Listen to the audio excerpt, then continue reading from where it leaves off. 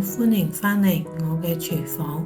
今日我哋做兩款口感細緻、奶香濃郁嘅日式風味甜品——椰香奶凍同芝麻奶凍。首先調製牛奶糊，呢度係粟米澱粉，加入100毫升嘅牛奶，攪和均勻，避免結塊，好似咁樣攪到咁冇粒。將剩餘嘅牛奶倒入個煲裏邊，加入細砂糖，小火加熱到個糖完全融化，跟住就倒入調好嘅澱粉牛奶糊。倒之前要將個牛奶糊攪勻，以防佢個澱粉沉底。邊倒邊攪，防止結塊，一直咁樣加熱，直到個混合物變到濃稠。如果你覺得我嘅影片都唔錯，請點讚、訂閱、分享我頻道，並撳埋個鐘仔啦！你嘅鼓勵同支持係我繼續嘅動力，多謝晒！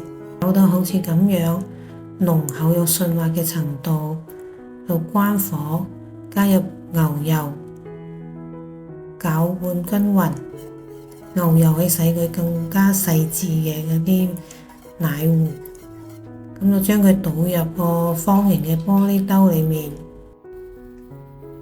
用刮刀刮平嘅表面，放入雪櫃冷藏2到3個鐘。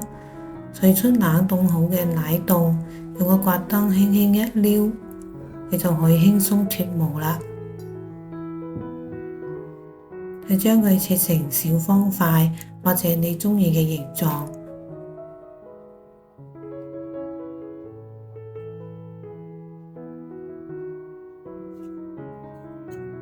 將切好嘅小方塊均勻地裹上一層椰蓉，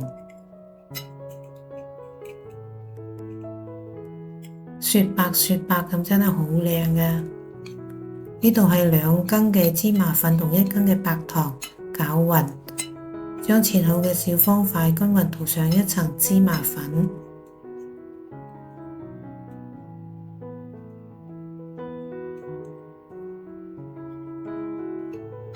每一粒都充滿芝麻香啊！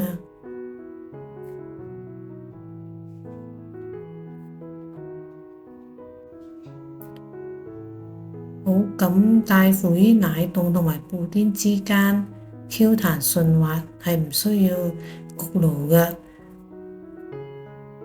只要冷藏就可以即時可以食用，非常適合細路哥同埋老人家食用嘅。